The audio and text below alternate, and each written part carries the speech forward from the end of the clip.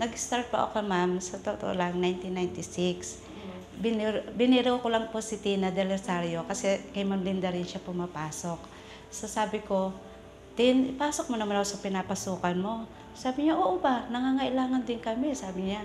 Sabi ko, kaya lang wala akong experience. Ano ba yun? Sabi niya, sabi niya, sa ista ka lang muna, ayusin mo na lang muna mga brush, yan. Di, nung time na nakapasok na ako, 50 pesos a day po yung allowance. Nung nagbukas na po yung atrium, doon ako nag-start na nag-snack ako.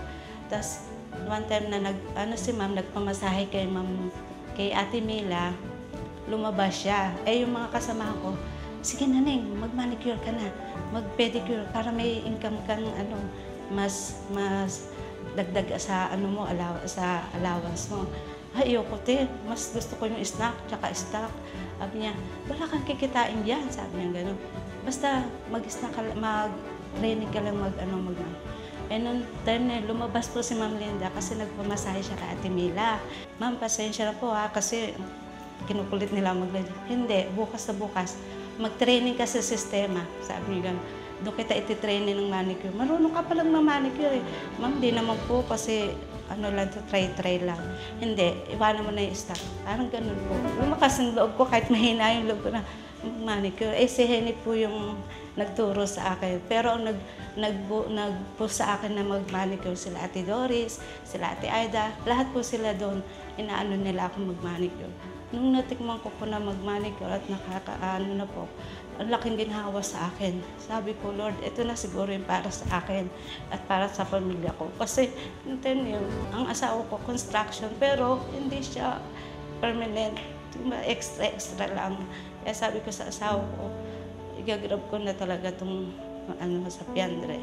Kaya nung time na yun, tuloy-tuloy na po hanggang sa mayroon ng kliyente nagkagusto sa akin. Kaya nagpapasalamat po ako kay Ma'am Linda dahil kung hindi po sa Piandre at sa mga family niya, hindi ko po alam kung nasaan ako.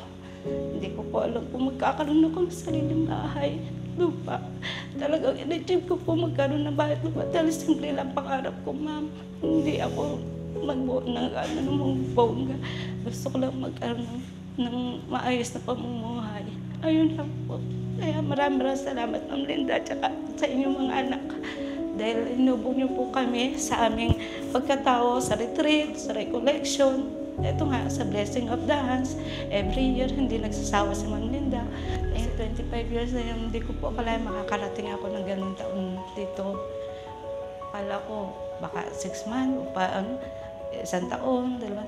Pero dahil maganda yung patakbo ng Piandre, minahal ko ang Piandre.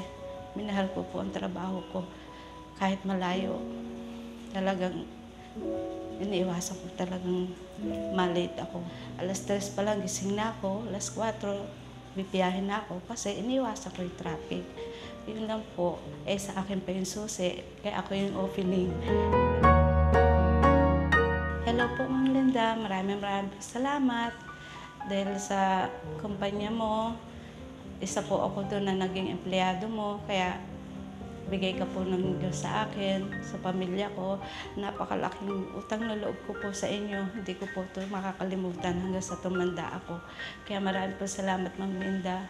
God bless po. Ingat po kayo palagi. Yung kalusugan mo, ma'am, lagi mo pong iingatan. Kasi ikaw na lang po inaasahan din ng mga anak mo at mga anak mo sa salon. Maraming po salamat, ma'am. I love you po.